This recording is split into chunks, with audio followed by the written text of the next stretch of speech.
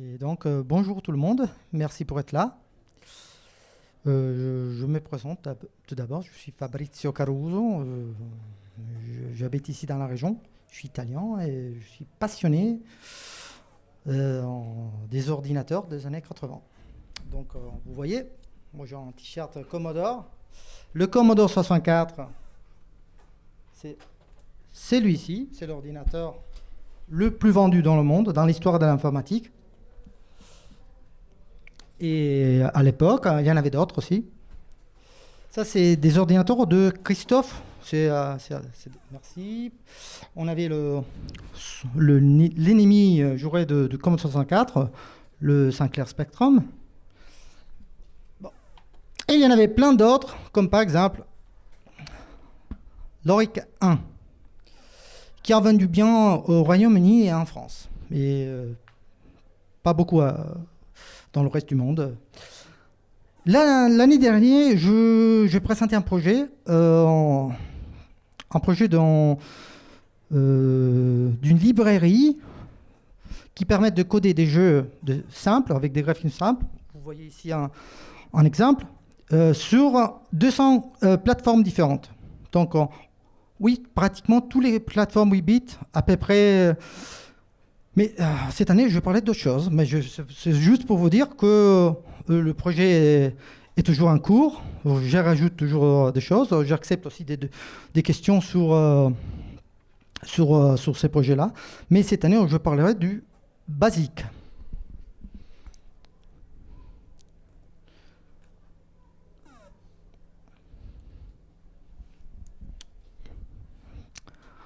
Est-ce que tout le monde ici sait de quoi je parle quand je dis BASIC?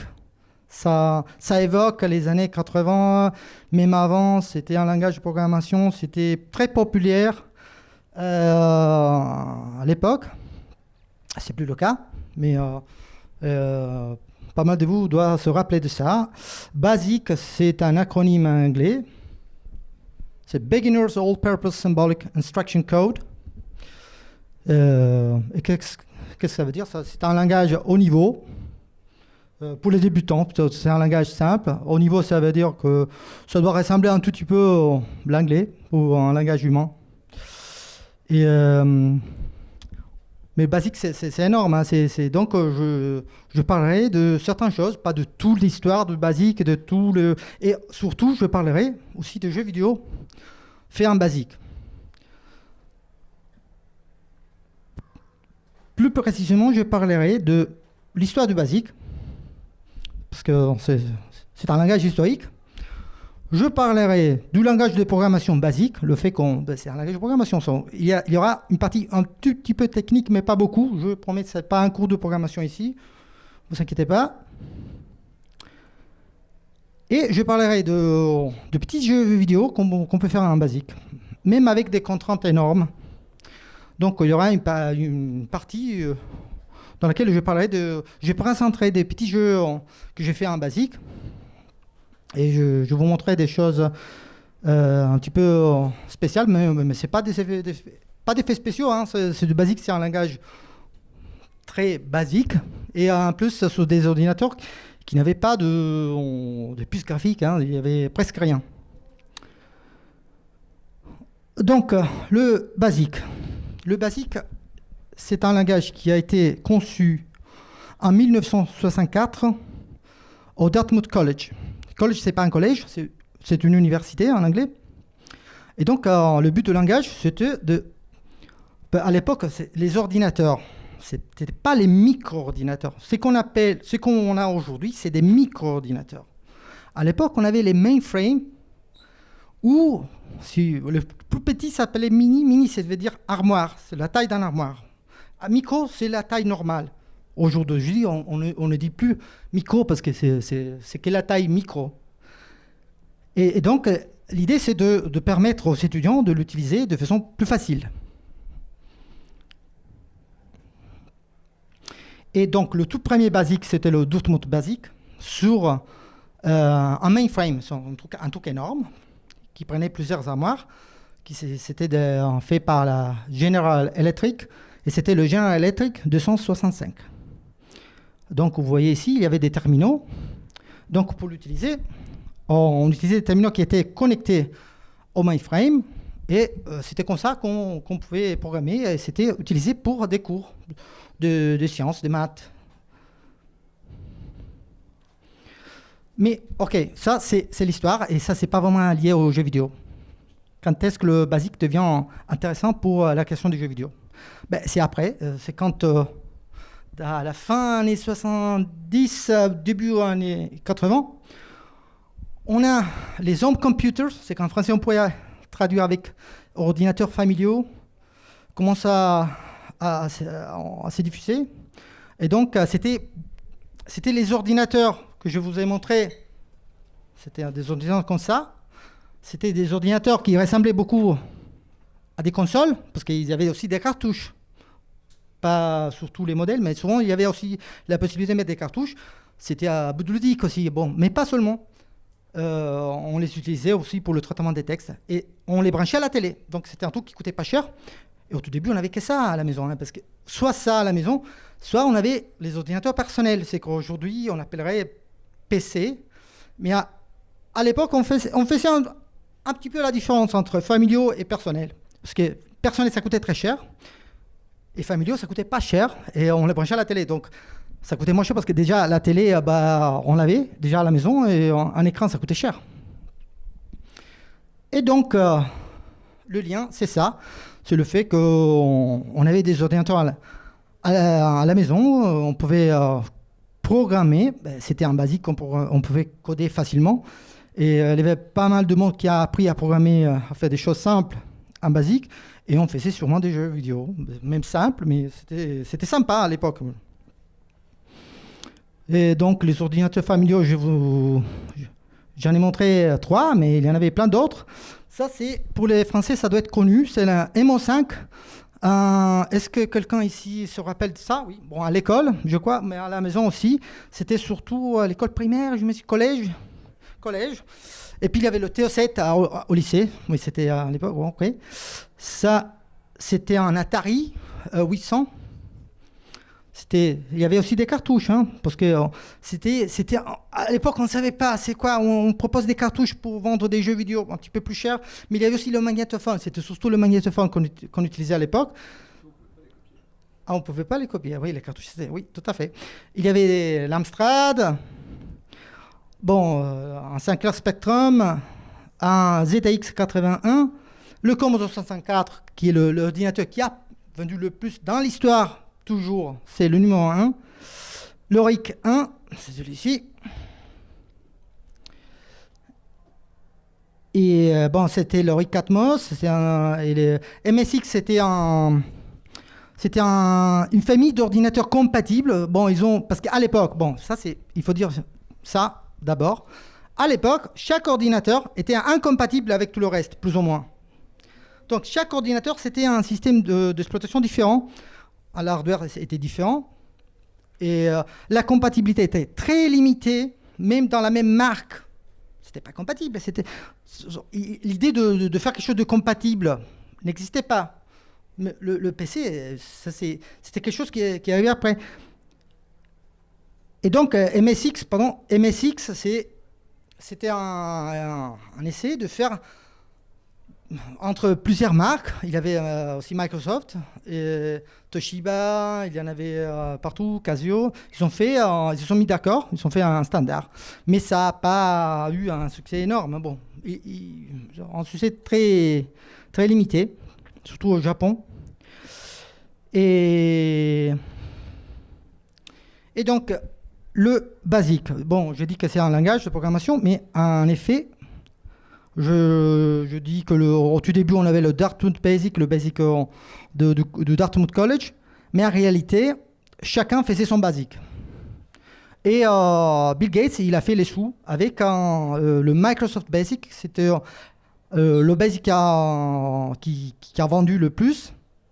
Et mais c'était une famille. Donc, quand je parle de Microsoft Basic, c'est pas un seul Basic. C'était tous les Basics qui ont été faits par Microsoft qui se ressemblent un petit peu. Et donc le numéro 1, c'est sûrement le Microsoft Basic. C'est par exemple le Commodore. Il utilise un BASIC qui a été fait par Microsoft. Mais ce n'est pas exactement le même BASIC de l'Apple II. Et puis, il y avait aussi le Sinclair qui a... tous les ordinateurs Sinclair avaient un BASIC Sinclair qui était différent et pas compatible. De compatibilité n'existait pas. Et il y en avait plein d'autres. Pourquoi il reste bloqué? OK. Une petite fiche technique, juste, mais je jure, c'est pas beaucoup. Pour les gens qui ne sont pas des informaticiens, qui ne connaissent pas trop les détails techniques, les ordinateurs ne comprennent que l'assemblaire ou le langage machine. Okay, donc, c'est un langage très bas niveau, très compliqué. C'est dur. Et il y a ici un programmeur, il y a Christophe qui sait programmer un assemblaire. C'est très dur. Okay, ça prend beaucoup de temps, c'est compliqué. Bah, ça se fait. Mais, ça se faisait beaucoup avant, en même temps, ça se fait beaucoup moins. Ça, c'est le seul langage que la machine peut comprendre. Puis, il y a des langages haut niveau, plus haut niveau qui sont plus faciles, mais c'est toujours un compromis. Et donc, ils sont soit interprétés à la volée, traduits à la volée en langage machine par l'ordinateur, et donc sont exécutés à la volée, traduits, exécutés, ou il faut d'abord l'écrire, puis on les traduit totalement, on traduit tout, et on l'exécute. Les langages compilés sont plus, vu qu'ils ne sont pas traduits à la volée, sont plus efficaces. Mais quand on parle du basique des ordinateurs familiaux, je parle surtout du basique qui était interprété. Donc, on tapait le code, on l'exécutait tout de suite, il était interprété à la volée. Autant que programmation en basique, je vous montre des exemples. Juste, c'est pas trop technique, c'est juste l'idée. Ici, bon, je ne sais pas si on voit quelque chose, mais sinon je fais un exemple, je le fais, c'est mieux si je le fais directement sur l'ordinateur. Émuler, merci. Donc, je fais un full screen. Bon, ça se voit. Bon, ça marchera comme ça. OK, donc, quand on allumait un Commodore 64, on était déjà directement en basique. Donc, par exemple, si je voulais faire l'addition de 2 plus 2, sauf que les touches, OK, je peux directement exécuter des commandes comme ça. Si je voulais, par exemple, faire un tout petit programme qui affichait le message Hello World, je pouvais écrire un programme comme ça. C'était 10, c'était le numéro de la ligne. Print, ça veut dire affiche. Hello World, c'était une string, c'était des caractères. Donc, je fais run. Hello World. OK, donc l'idée, c'est qu'il y avait des lignes dans le code. Le code, il fallait le mettre dans des lignes de code. À l'époque, c'était comme ça. Au jour d'aujourd'hui, on ne fait plus ça, ça n'a aucun sens, mais à l'époque, il fallait mettre dans des lignes, il y avait un ordre. Et pour changer l'exécution du code, on faisait des go-to, on sautait d'une ligne à l'autre. C'était ce qu'on appelle aujourd'hui du spaghetti code. C'était en tout cas illisible, c'était compliqué, mais à l'époque, c'était normal de faire ça. Au jour d'aujourd'hui, on ne ferait plus ça. Et pour faire des graphismes, à l'époque, on n'avait pas grand-chose. Souvent, c'était des graphismes faits en touchant vraiment l'hardware. Par exemple, si je vais afficher quelque chose ici, bon, on faisait du POC 1024,81. Et ça affiche une boule. Donc, les graphismes, POC, ça veut dire écrit dans l'allocation de mémoire 1024, la valeur 81. Donc, c'était une programmation vraiment très bas niveau. C'est un petit peu comme l'assembler, mais c'est beaucoup plus facile. Ça reste beaucoup plus facile que l'assembler. Donc, c'était un petit peu dur, mais c'était direct, par contre. Au jour d'aujourd'hui, on ne code pas de façon directe. On utilise toujours des couches d'abstraction, que ce n'était pas le cas à l'époque. Non, mais c'est bon. C'est bon, je peux répondre. On était... Donc, le BASIC était utilisé à l'époque aussi pour distribuer des jeux et des logiciels. Comme on a évoqué en tout début, les ordinateurs de l'époque ont utilisé des magnétophones, des cassettes pour les données, pour charger des programmes, des logiciels, des jeux. Mais le BASIC, on pouvait aussi le taper soi-même. Donc, il y avait, par exemple, en France, on avait Hebdogiciel, c'était un magazine qui proposait des listings. On se mettait, on tapait, et on pouvait jouer. Il ne fallait pas se tromper. Bon, à l'époque, c'était normal. Et si on avait un magnétophone, on pouvait même le sauvegarder. Sinon, il fallait refaire tout à nouveau la prochaine fois. Donc, donc le BASIC était vraiment... des gens qui, au jour d'aujourd'hui, ne seraient pas capables de comprendre rien de l'ordinateur, parce qu'aujourd'hui, l'ordinateur, c'est un électroménager. Okay, mais à l'époque, ce n'était pas le cas. Le BASIC dans les consoles. Le BASIC a existé aussi dans les consoles. C'est moins connu, mais à l'époque, console et ordinateur se ressemblaient beaucoup. Comme je disais, les ordinateurs avaient des cartouches. Il y avait la possibilité d'utiliser des cartouches. Et les consoles, on pouvait faire des hybrides. Il y avait des hybrides, des vrais hybrides, mais les consoles normales, comme on connaît aujourd'hui, il y avait du BASIC. J'ai fait une petite digression. Aujourd'hui, on pourrait coder les anciennes consoles en BASIC moderne, mais je ne parle pas de ça ici. Par exemple, il y a le Battery Basic pour pas mal de consoles Atari qu'on peut utiliser aujourd'hui facilement pour coder sous des consoles pour lesquelles normalement on aurait dû utiliser de l'assembleur. Par exemple, pour la Famicom, Family Computer, ordinateur. Bon, c'est une console, c'est la NES, hein. Pas exactement la NES. Bon, on avait le Family Basic. Je sais pas, ici il y a des collectionneurs. Est-ce que quelqu'un... T'as le Family Basic? Non, j'ai racheté un... Ok, bon. Donc on pouvait coder un BASIC sur la NES, sur la Nintendo NES, sur la Famicom. Et il y avait un clavier, une cartouche qui permettait de faire ça, un vrai BASIC. Mais il y avait pire que ça, parce que sur la NES, ça doit être agréable, il y a un clavier. Il y a quelque chose qui ressemble au langage BASIC, même pour l'Atari VCS. Visual Computer System. Bon, il y a toujours le mot, c'est le ordinateur dans le nom des consoles. Sur ça, on pouvait presque programmer quelque chose qui ressemble de loin le BASIC, mais il n'y avait pas un vrai clavier, c'était un cauchemar, mais ils ont proposé ça quand même. Donc ça existe aussi. Ça existait, bon, pour les collectionneurs, c'était plutôt rare. Et en plus, sur la NES, en BASIC, on peut faire des petites choses qui ressemblent à des jeux, mais sur la VCS, c'était vraiment un truc juste pour apprendre à programmer. Peut-être c'est pas clair, mais le BASIC à l'époque, c'était plus qu'un langage de programmation. C'était aussi un système d'exploitation. C'était vraiment...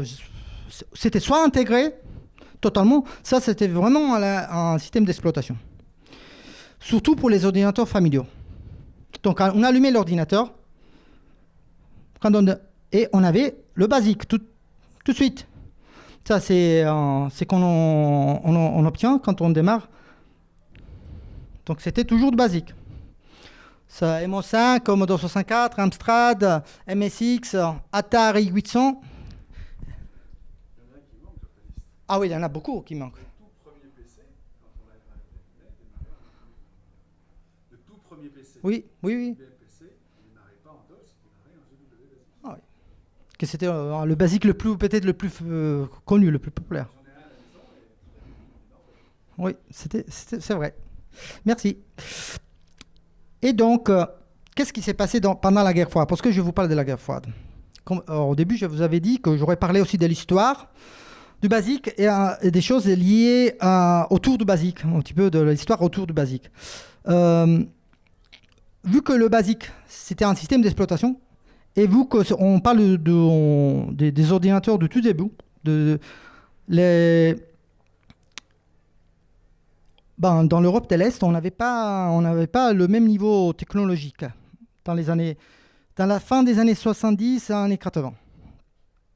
Et donc, il y a eu une guerre d'espions. Il y avait des espions russes qui venaient dans l'Europe de l'Ouest pour acheter des ordinateurs et puis pour les cloner. Et la raison, c'était un embargo. Donc les pays de l'OTAN, nous, les États-Unis, l'Europe, on a imposé un embargo sur la Russie et tous les pays de l'Est. Donc, on ne pouvait pas vendre la technologie, on ne pouvait pas partager la technologie avec les pays de l'Est.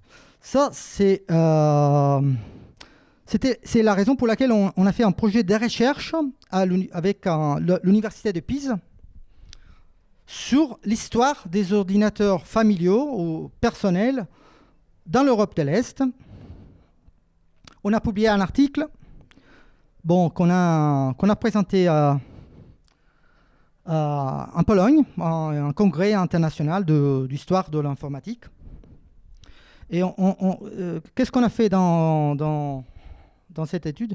On a présenté l'histoire des ordinateurs dans l'Europe de l'Est. On a fait une recension des ordinateurs familiaux dans l'Europe de l'Est.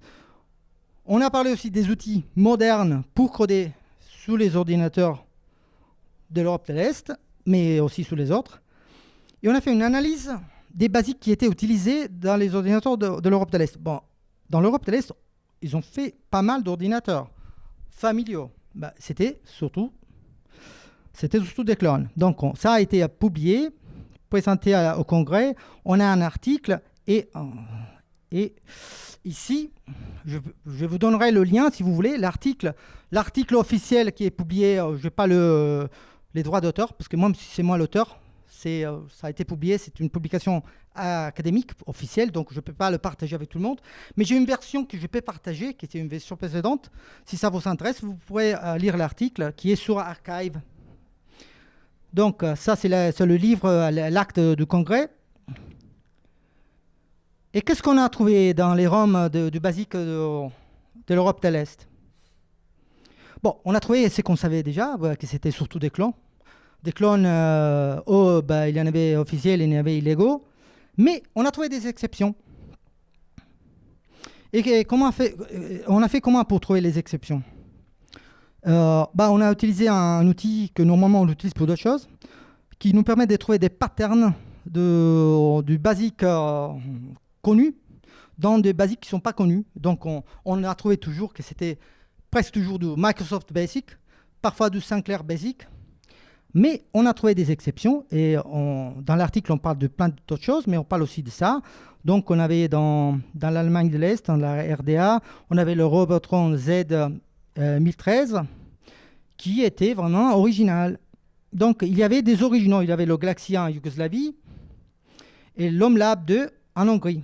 Donc, on a trouvé des ordinateurs, oui.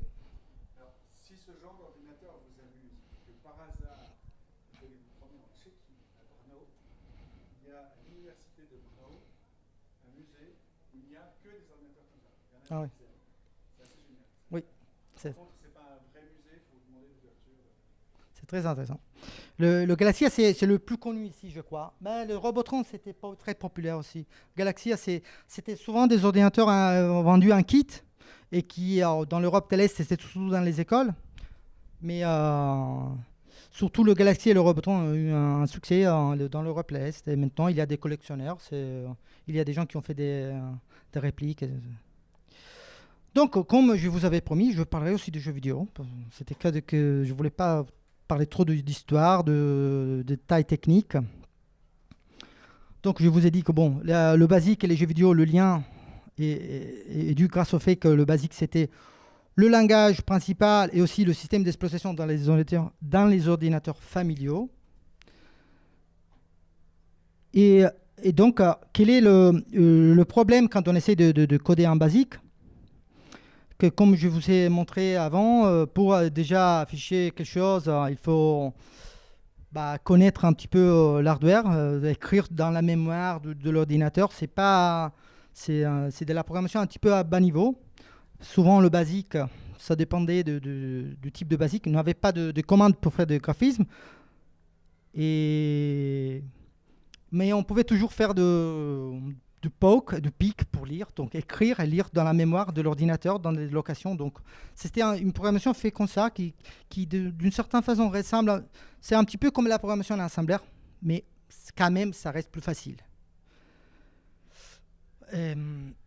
Au jour d'aujourd'hui, les gens qui, pour le plaisir, comme moi, décident de coder sur des ordinateurs de cette époque, ne le font pas sur l'ordinateur, ni sur un émulateur.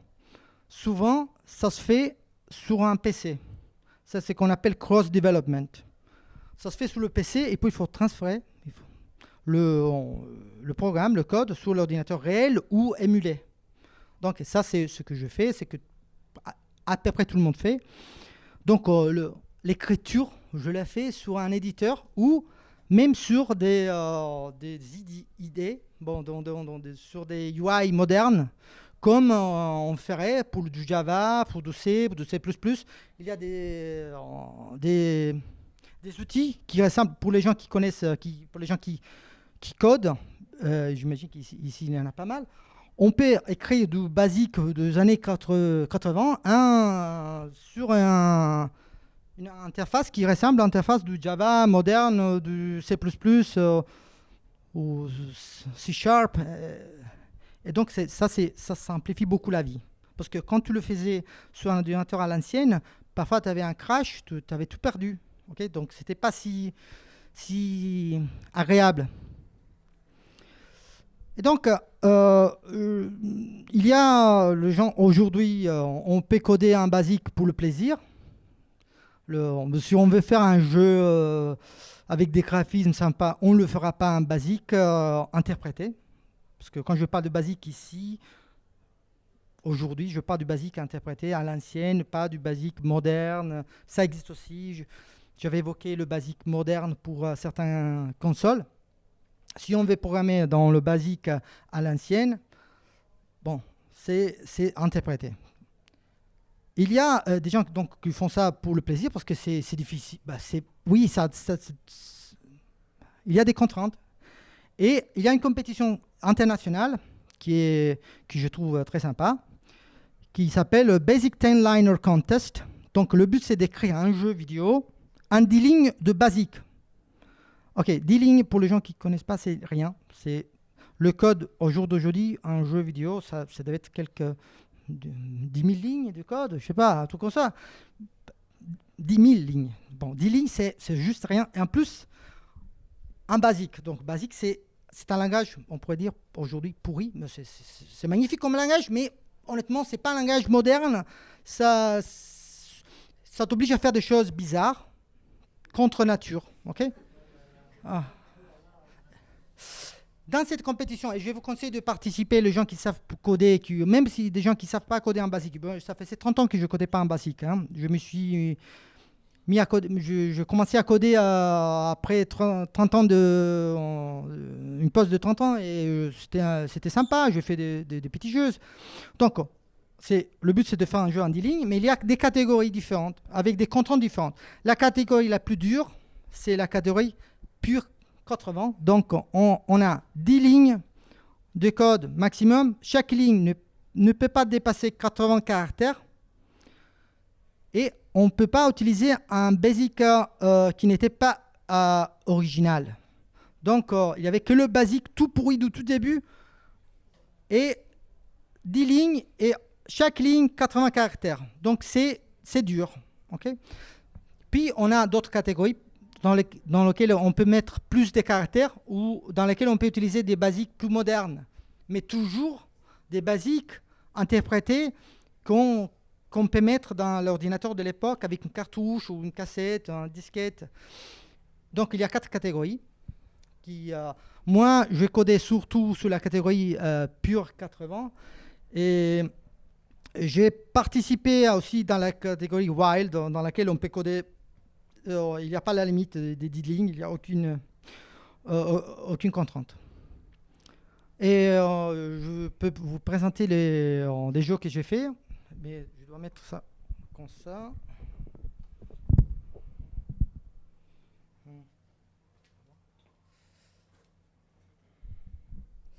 Oh, oh.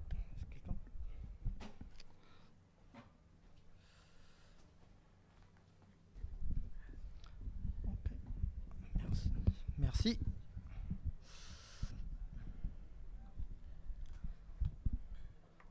Donc, comme je disais, j'ai participé au concours. Je n'ai pas gagné, hein, mais bon, j'ai gagné une catégorie, j'ai gagné quelque chose. Bah bon, c'était pas le but, c'était le plaisir de le faire. J'ai gagné avec une collaboration, mais je me suis amusé, c'était très sympa. Un des jeux que je veux présenter ici, c'est Minimans. C'est un jeu qui s'inspire du jeu Le Mans. C'est un jeu qui existait pour le Commodore 64. C'est un jeu de course en voiture. C'est Le Mans. Donc c'est une course qui se déroule le jour et la nuit. Et moi je le fais en D-Ling, en basique. Donc ça c'est le vrai. Sur le Commodore 64. Moi je le fais sur le Commodore VIC-20. VIC-20 c'est très limité. Il n'a que 3,5 kilooctets de mémoire vive disponible pour le code. En basique, et en plus je le fais en basique et 10 lignes, 80 caractères maximum par ligne, et on ne peut pas utiliser de l'assemblaire, on ne peut pas mélanger basique et assemblaire, c'est que du basique pur sans rien. Donc c'est un jeu comme ça.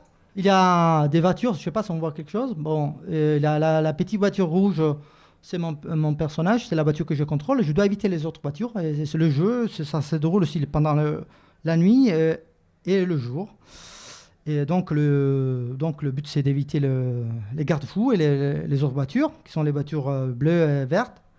Et il y a aussi des phares. Bon, les phares, c'est un truc très limité. Parce que pendant la nuit, on ne voit pas les garde-fous. Et les phares me permettent d'apercevoir les garde-fous. Donc c'est un jeu, je peux vous montrer le jeu.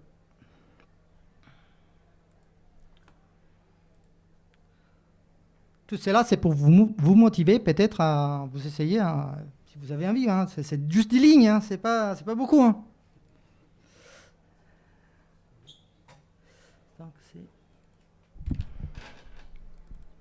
Donc c'est ça. Bon, donc c'est... Ok, c'est très... les graphismes, c'est presque rien. Hein. Mais en 10 lignes, on n'a pas de place pour mettre des graphismes, ni effets spéciaux. Il y aura la nuit, ça prend trop de temps. Je vais vous montrer ça peut-être après, si vous voulez, mais c'est ça l'idée. Le parcours est aléatoire, ça devient de plus en plus étroit. Il y a des petites choses qui arriveront, et surtout la nuit, ça va être plus difficile. Donc c'est ça l'idée du jeu.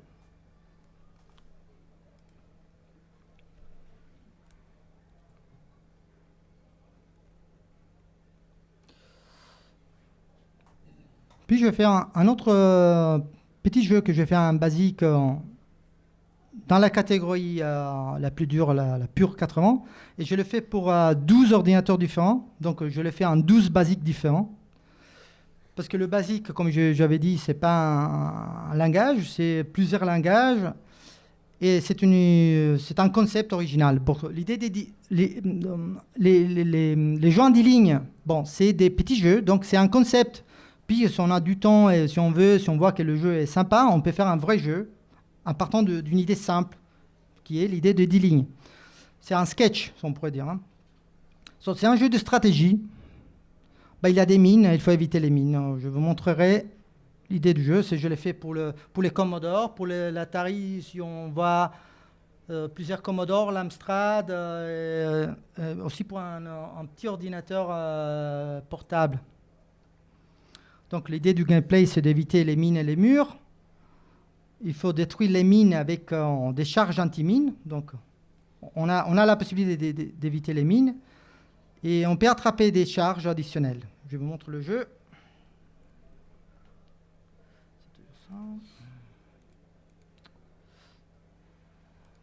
Ça, c'est toujours sur un Commodore VIC-20. Donc, ça fait penser à Snake, c'est pas Snake, parce que les mines vont apparaître aussi autour de moi. Au tout début, c'est très simple. Et puis, ça devient très difficile. Bon, je suis mort parce que je suis bête. Bon. Parce qu'au début, c'est facile.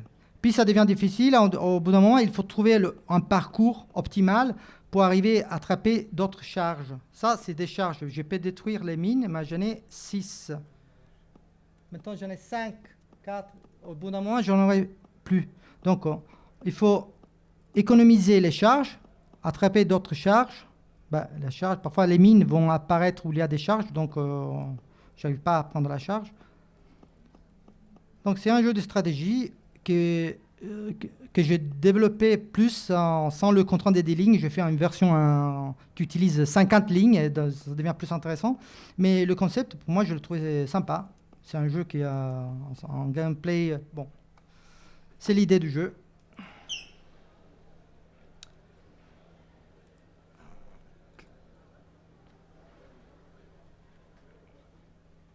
J'ai fait un autre jeu que j'ai dû appeler Meteor. J'aurais dû l'appeler plutôt Asteroids. Il y a déjà un jeu connu, très populaire, donc je l'ai appelé Meteors. C'est un jeu dans l'espace.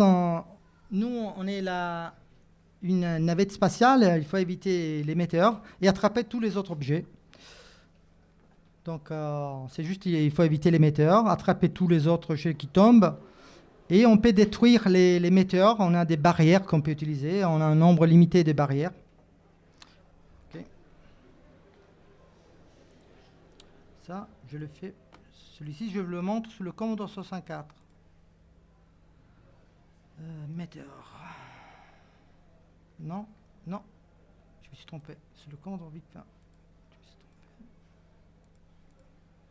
Météore. Ok.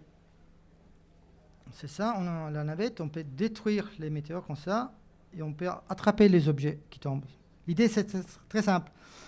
Ok, ça, on peut penser que c'est un jeu très bête, mais déjà, le fait de faire un scrolling en basique, c'est très dur. Donc, le fait d'afficher tous ces caractères qui font un scrolling comme ça, c'est pas évident. Ça, je vous décris pas les détails techniques, mais en basique, ça c'était pas peut-être trop clair au tout début. Le basique, c'est un langage, le basique interprété, c'est un langage très lent. On ne peut pas faire des choses rapides, c'est impossible. Donc, on n'aura jamais de jeu très fluide en basique. Ok, et puis on va l'autre. Le dernier jeu en 10 lignes que j'ai fait, c'est Thief. Bon, c'est un voleur. Le but du jeu, c'est d'attraper l'argent qui se trouve toujours au milieu et éviter les gardiens qui essaient de m'attraper. C'est une idée originale. Ici, le jeu, ce qui est intéressant dans le jeu, c'est le fait que j'ai mis dans une petite intelligence artificielle dans les ennemis. En 10 lignes, c'est pas évident de faire ça. Parce que les ennemis marquent le territoire par zone. Et tout cela, c'est beaucoup de logique. Et je vous montre ça aussi.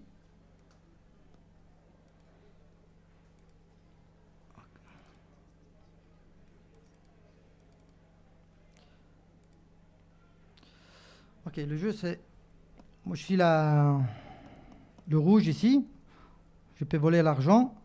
Il y aura les gardiens qui vont essayer de m'attraper. Ce qui est difficile, c'était le fait de mettre l'intelligence aux ennemis. En 10 lignes surtout, parce que c'est toujours ça. Donc on a dû faire des contorsions dans le code. Bon.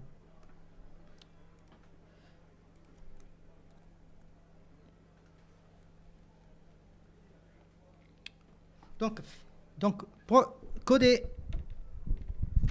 un jeu en D-Ling, c'est un jeu en soi, c'est un défi. Je vous montre par exemple le jeu Mines, le jeu de stratégie avec les mines qu'il faut éviter. Pour le Commodore VIC-20, je vous montre tout le code. Hein. C'est ça le code.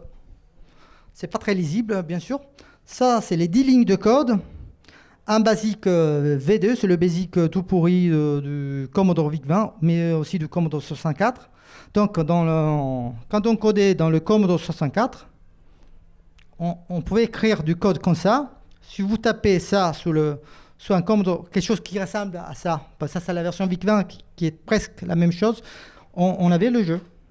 C'est juste ça, vous tapez ça, ça suffira pour avoir un jeu. C'est pas beaucoup, c'est pas lisible bien sûr, parce que j'utilise beaucoup de trucs parce que je dois m'arrêter ici.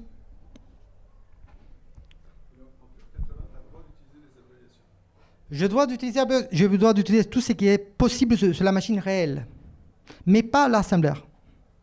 Abréviation, oui, parce que c'était prévu. C'est intéressant de prendre un basique ici ou Dans les règles de la compétition des lignes, les basiques qui n'ont pas d'abréviation, pour les basiques, on compte les caractères de façon différente. On compte les tokens.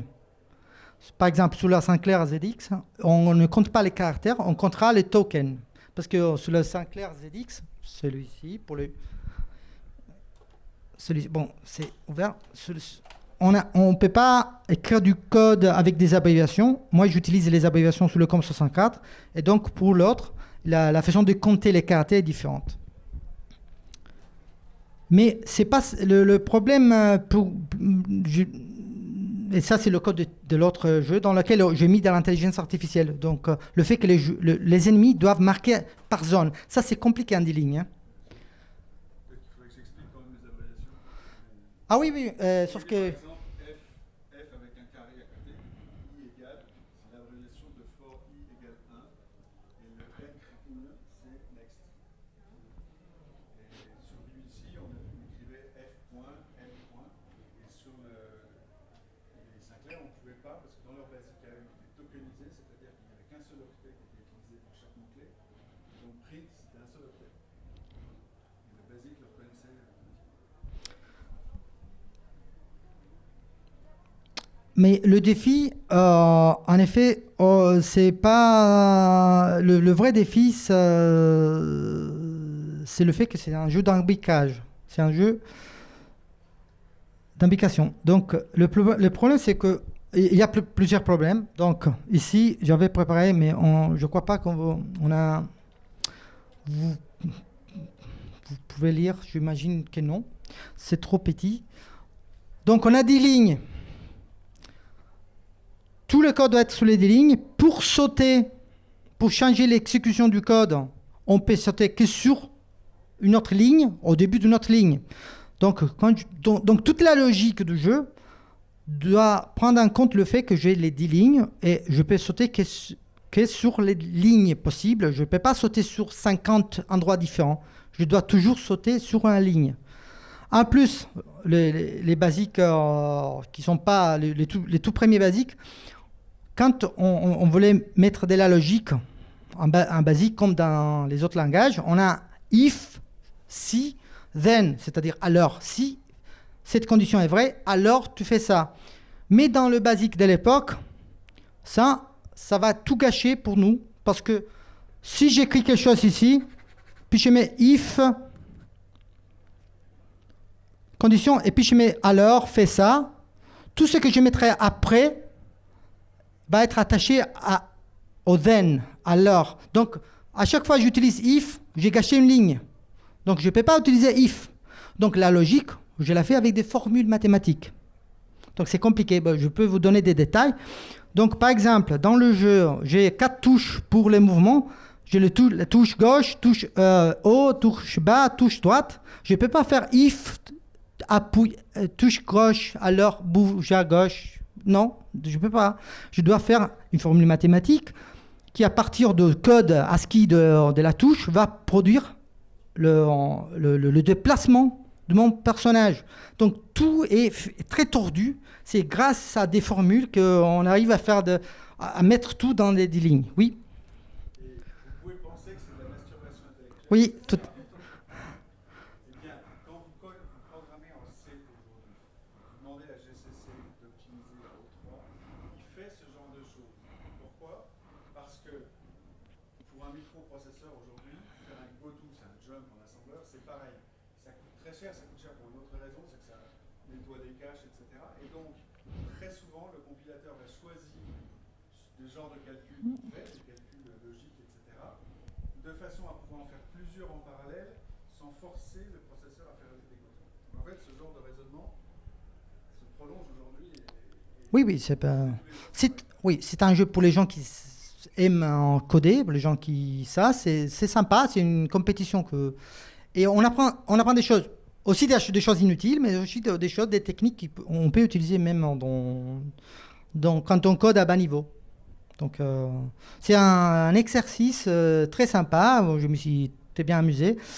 Donc on a un défi que c'est le fait qu'on a des lignes, le fait qu'on a des contraintes, le langage, mais il faut aussi connaître l'hardware à bas niveau, il faut connaître vraiment, et parfois il y a des bugs dans l'hardware, et on fait exploiter les bugs pour faire des choses impossibles.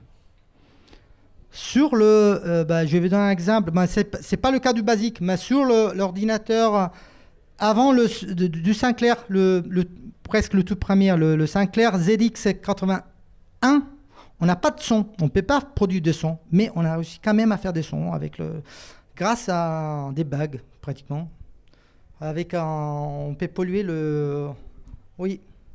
On peut utiliser des bagues, et dans le cas du basique, j'utilise des bagues de Commodore VIC-20 pour faire des graphismes, par exemple. Pour faire des graphismes de façon efficace par rapport à la mémoire vive. J'utilise pas beaucoup de mémoire vive et j'utilise pas beaucoup de caractères dans le code pour faire pour modifier des caractères, donc pour faire des graphismes. Ok, je vous ai parlé de jeux en D-Ling. Je fais aussi des jeux en basique qui ne sont pas en D-Ling. Comme je vous avais dit, je fais aussi des versions de Minds en plus des D-Ling. J'ai fait une version, je peux montrer ça après, si vous voulez, dans laquelle je vais faire un vrai jeu qui utilise le Commodore VIC-20, utilise toute la puissance d'un Commodore VIC-20, c'est-à-dire 3 kilooctets de mémoire vive, 3000 octets. J'utilise les 3000 octets, 3500 octets, et qui n'était beaucoup, même pas à l'époque. Mais on peut faire beaucoup plus que des lignes, donc je fais un jeu qui a 20 niveaux, qui a des items spéciaux qui nous permettent de détruire les mines, qui nous font faire des choses. Et il y a des graphismes en plus, il y a mon personnage qui bouge. Je peux montrer ça rapidement.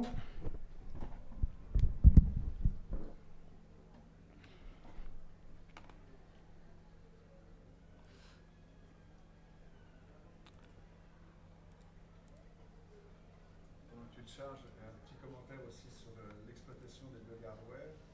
C'était beaucoup utilisé à l'époque, même pour les jeux commerciaux de l'époque. Et notamment, il y a une exploitation intéressante qui a été faite par Microsoft eux-mêmes pour leur basique, pour l'écriture du basique. Ah, merde. C'est un truc qu'on attribue à Bill Gates. Ils ne savent pas si c'est Bill Gates ou Nicolas Allen qui l'a fait. Mais qui consistait en gros l'encodage des instructions sur certaines instructions à l'assembleur, c'est plusieurs octets. Et il y avait plusieurs endroits dans le basique où il sautait au milieu d'une instruction et du coup ça faisait une autre instruction. Donc la même séquence de caractères ne codait pas la même chose selon l'endroit où il branchait. Il y a un endroit en fait où le décollage se fait sur plusieurs instructions. Il y a 3 instructions dessus, je crois, qui changent de sens parce qu'ils ont branché au milieu. Donc ça c'est ce que vous montrez. Donc ça c'est Minds, mais avec plus de 10 lignes. Donc le personnage, j'ai fait des graphismes. Il y a des objets qui permettent de détruire des mines. Donc le jeu a plusieurs variations. C'est un jeu sympa qui est pas monotone. Et ça c'est un basique. Et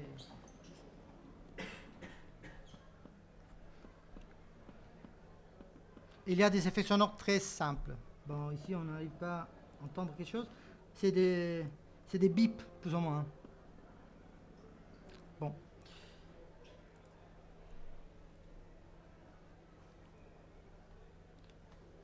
Et puis j'ai collaboré sur un jeu pour le MO6. Donc, je vous ai parlé de MO5, qui était un ordinateur populaire en France, bon, qui a été utilisé beaucoup dans les écoles. En France, il y a eu aussi le MO6, qui est moins connu. Je ne sais pas si vous connaissez le MO6. C'était une évolution de l'MO5 qui permettait plus de couleurs. Mais à la base, c'est très similaire, c'est le même processeur. Et donc, j'ai collaboré avec Giuseppe Stassi. C'est lui l'auteur principal du jeu. Lui, il est un graphicien. Il fait des graphismes, il est exceptionnel. Donc, ça, c'est un clone de Pouyan. Je ne sais pas si vous connaissez le jeu d'arcade Pouyan. Il y a des loups qui doivent attaquer. Il y a des loups qui attaquent des cochons, non les petits cochons, et il faut se défendre des loups. Il faut les faire tomber il faut cibler les ballons et on les fait tomber. Et vous regardez les graphismes, hein, c'est très beau. Bah, je trouve très beau. Et c'est un jeu fait en basique. Ça, c'est du basique avec des graphismes comme si c'était un jeu en assembleur. C'est énorme. Et ce jeu, c'est pas un D-Ling, hein. Ça, c'est plus de D-Ling, beaucoup plus. Mais c'est basique sans assembleur. Donc, ce jeu a gagné la catégorie Wild, c'est-à-dire la catégorie dans laquelle il n'y a pas de contraintes, mais c'est que du basique. Et le gagnant de la catégorie D-Ling Extreme 255 pour l'Atari 800, c'est un mec qui gagne souvent la compétition. Il a utilisé un basique moderne, mais toujours une cartouche qu'on peut mettre sur un Atari. Il s'appelle Vitico. Il est champion du monde de jeu en D-Ling. Il a fait Mario Bros. Ça, c'est le code en bas. Il a réussi à faire un D-Ling. Sur un D-Ling, faire ça, c'est un truc de fou. C'est un truc incroyable. Je vous montre. Je l'ai mis où? C'est D-Ling, ça. Ah, je l'ai. Ah ouais.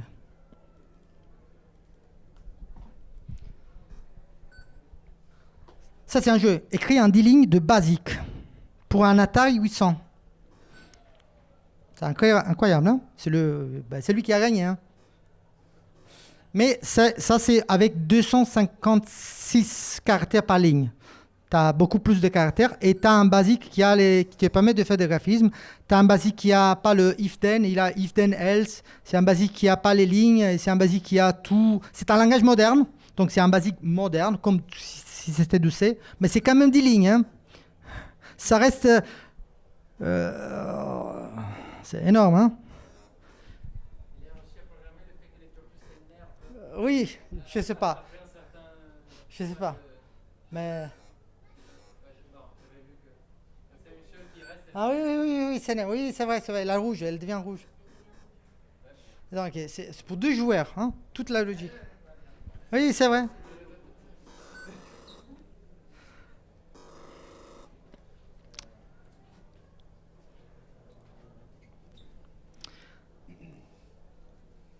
Et donc, j'ai montré, t'as raté ça, c'est un D-Ling, c'était Mini Bros. C'est Mario Bros un D-Ling, de basique. Oui, bien sûr. Et ça, c'est le code. C'est pas très lisible ici. Bon, ça, c'est le code du jeu. Ah oui. Oh merde. Donc, ça, c'est tout ce que je voulais dire, sauf le futur. Bon, donc, vu que je suis intéressé aussi à la partie un petit peu sérieuse, académique, en la recherche, ce que je prévois de continuer à la collaboration avec l'Université de Pise sur les thèmes qui concernent l'histoire de l'informatique et surtout de basique, mais pas seulement. On a déjà des projets de recherche avec Giovanni Cignoni. de l'Université de Pise. Et on envisage une collaboration avec une économiste, Ruxandra Pavelkiewicz, sur l'impact des ordinateurs familiaux. C'est une collaboration familiale. Vu qu'on parle d'ordinateurs familiaux, on fait une collaboration familiale avec donc l'Université de Côte d'Azur sur l'impact des ordinateurs familiaux, l'impact dans l'économie.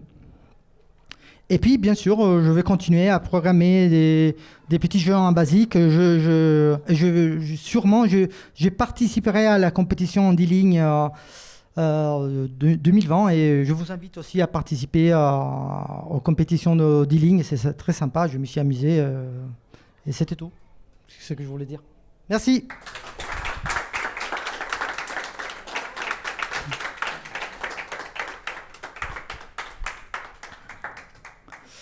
Est-ce qu'il y a des questions?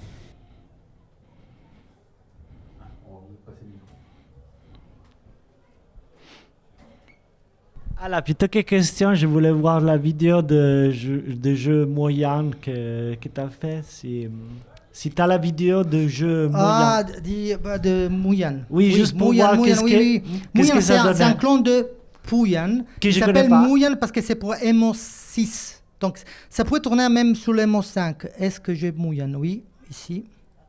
Ça, c'est un basique. C'est pas des lignes, par contre. Hein. Ça tourne aussi avec moins de couleurs. Ça pourrait tourner sur le MO5. Ça pourrait sûrement tourner sur la TO8, TO9, donc les Thomson qu'on avait dans les lycées en France. Et ça, c'est le clone de Pouyan. Mais dans les salles d'arcade, il y avait un jeu comme ça. Je sais pas, toi, tu te rappelles, non? Ça, c'est pas la toute dernière version. Moi, j'ai collaboré. C'est pas moi l'auteur principal. Moi, j'ai fait des optimisations dans le code.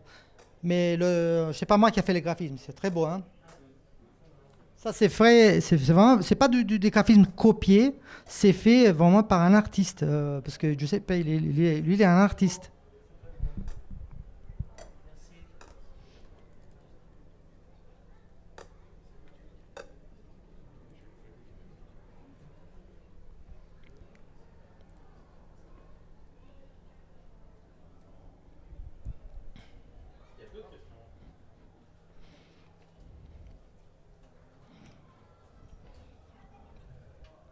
Alors, moi, c'est une question par rapport aux autres langages de l'époque, et notamment le Forth, le LSE, des trucs comme ça. Est-ce que vous les étudiez un petit peu aussi dans vos recherches?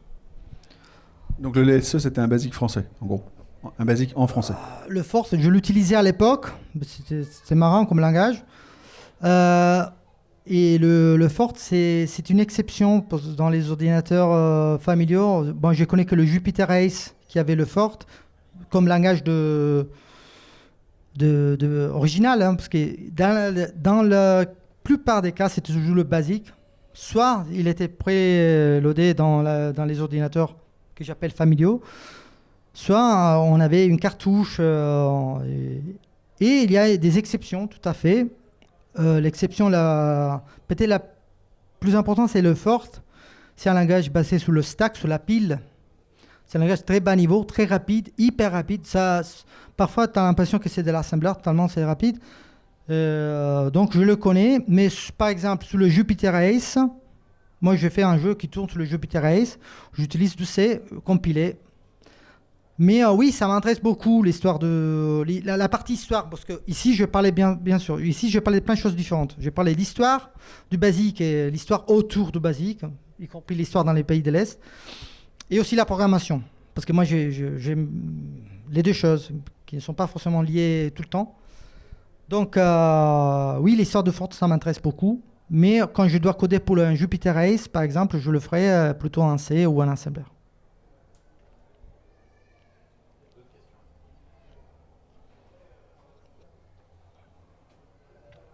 J'aimerais savoir comment vous faites pour la compétition sur les 10 lignes. Vous commencez par avoir un jeu complet, à le réduire après sur 10 lignes, ou c'est l'inverse, vous commencez par avoir un prototype et rajouter des fonctionnalités au fur et à mesure qu'il vous reste de l'espace?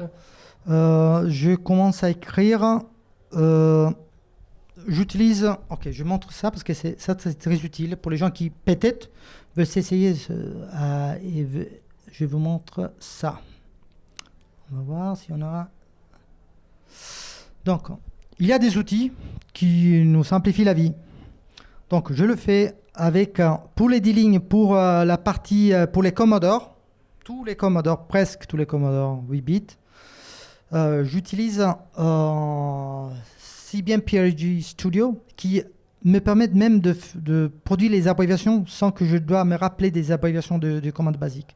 Il compte même, il me dit aussi combien de caractères. 80, c'est ça. Donc, il m'aide aussi à savoir combien de caractères restent. Donc, c'est un Tetris que je fais. Donc, je commence à écrire le jeu. Déjà, je dois commencer à écrire le jeu de façon très compacte. Mais au tout début, ça va dépasser les 10 lignes facilement. Ça dépasse beaucoup les 10. Je fais un jeu en 20 lignes, 30 lignes. Et puis, je commence à le rendre plus compact. Donc, je commence à utiliser des idées. Et parfois, je rajoute à la fin, quand je vois que j'ai encore de l'espace. Mais le problème, c'est toujours la logique tordue qu'il faut avoir. Parce que tu as un problème, ce if, c'est un problème grave. Parce que tu n'as pas le else. Lorsque tu fais un if, tu as gâché la ligne. Donc le if, ça doit être toujours à la fin de la ligne. Ou tu utilises d'autres choses. Il y a des trucs. Le truc des formules mathématiques, c'est un truc qu'on peut utiliser toujours, mais la formule mathématique, elle est trop lourde. Donc, ça pose aussi d'autres problèmes, parce qu'on parle de basique, interprété sur des machines à 8 bits qui tournaient à 1 MHz. Donc, c'est hyper lent. Donc, même les formules, il faut les optimiser pour faire en sorte que ça soit rapide. Ou on a d'autres choses qui peuvent simuler un if-else, une logique, une sorte de logique. L'autre problème qu'on a, c'est le goto. Parce que quand on veut changer le flow du code, il faut faire un goto, un gozab. Et même pour ça, il faut faire un genre d'implication, choisir exactement où mettre le début, quoi mettre au début de chaque ligne. Et puis, oui, donc je commence avec quelque chose qui dépasse les 10 lignes, puis je réduis, et à la fin, je rajoute jusqu'à avoir presque la totalité des caractères. J'ai dû laisser 3 caractères dans mes jeux, donc j'ai 3-4 caractères, parce que je rajoute tout, jusqu'à la fin, jusqu'à que je vois qu'il n'y a plus de place, donc je dois arrêter. Et s'il y a un bug, c'est compliqué, parce que pour le bug, pour fixer un bug, parfois il faut rajouter des caractères, donc il faut jeter une partie du code, donc c'est pas évident.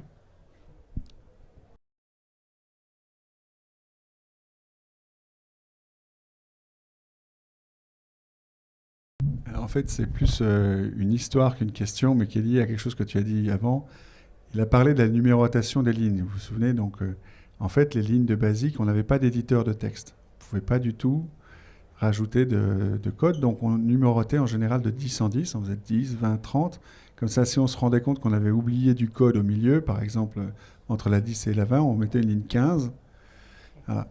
Et puis forcément, au bout d'un temps, on se trompait. Donc il y a des basiques modernes qui avaient rajouté une fonction qui s'appelait renumber, qui permettait de renuméroter les lignes de 10 en 10 pour pouvoir recommencer. C'était comme ça qu'on faisait du traitement de texte à l'époque, ce qui était quand même relativement primitif. Et en fait, tu as parlé des fonctions pick et poke, donc qui permettent d'écrire quelque part dans la mémoire. Il n'y a que tous les dialectes de basique ne l'avaient pas. Et notamment le TI 99-4A, il y en a un exemplaire en bas. Il fallait acheter une énorme boîte qui pesait 18 kg, qui était un kit de développement, qui rajoutait les fonctions call-pick et call-poke, mais sinon, on ne les avait pas. Et on ne pouvait pas écrire d'assembleur sur cette machine à cause de ça. Il y avait des gens que ça frustrait beaucoup. Alors vous allez me dire, pourquoi ils nous parlent de renumber et de pick et de poke? Parce qu'il y a des petits malins qui ont remarqué que si on faisait des programmes avec plein de lignes et qu'on les renumérotait, il y avait un bug dans la renumérotation. Dans l'algorithme de renumérotation de Texas, qui faisait qu'il insérait des caractères bizarres, un peu comme les abréviations, dont certains pouvaient être utilisés comme des pics et des pokes. Et donc, il y a des gens qui s'étaient mis à programmer en assembleur. Il y avait une séquence spéciale. On faisait un programme qu'on écrivait d'une certaine façon. On renumérotait, s'insérait des caractères bizarres. Il ne fallait surtout pas y toucher. Ils étaient précieux. On effaçait toutes les autres lignes. Et là, on pouvait écrire en assembleur. C'est un overflow dans la mémoire, pratiquement. Oui. Donc, voilà comment est-ce qu'on développait en assembleur à l'époque. Ça faisait plein de choses tordues, hein, honnêtement. Mais ce qui était très intéressant et ce qu'on a perdu, c'est le fait qu'on on avait un accès à l'hardware beaucoup plus direct. Au jour d'aujourd'hui, moi je suis un informaticien, donc moderne aussi, je fais des choses modernes. Au jour d'aujourd'hui, on ne connaît pas vraiment les machines comme on les connaissait à l'époque. Bon, puis sûrement au jour d'aujourd'hui, on a des machines beaucoup plus complexes, mais on utilise plein de couches d'abstraction. Quand on code aujourd'hui pour afficher un pixel, on n'est pas on ne connaît pas forcément l'architecture dans les détails de l'architecture de la puce graphique. Hein. On connaît, il y a la classe Toto qui me permet de faire tata, et puis j'aurai un point un pixel allumé dans l'écran. Mais bon, mais le pixel c'est quoi, ou dans la mémoire, on ne sait pas. À l'époque, on connaissait vraiment l'hardware, très bas niveau.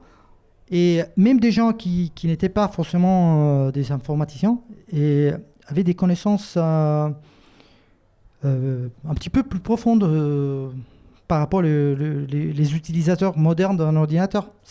Au jour d'aujourd'hui, pour moi, les ordinateurs sont devenus des électroménagères. À l'époque, non, c'était vraiment un ordinateur.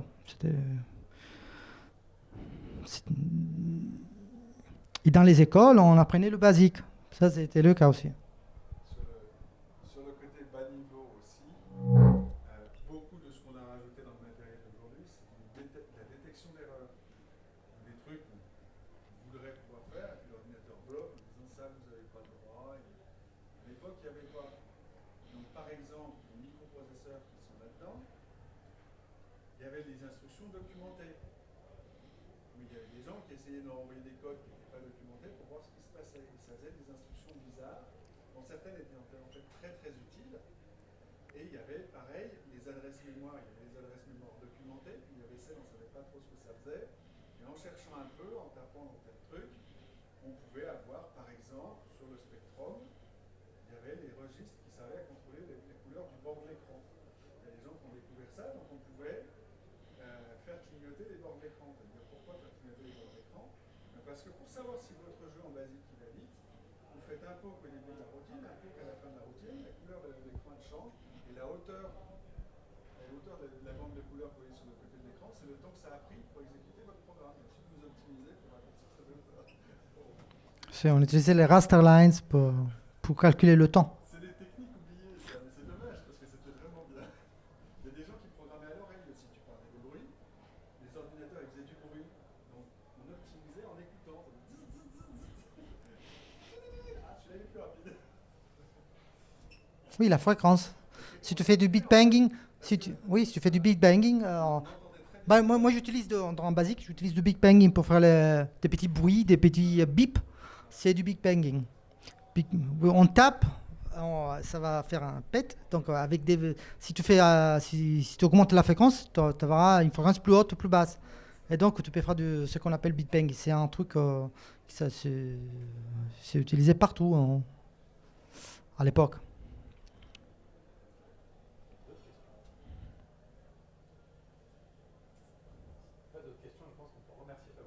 Merci.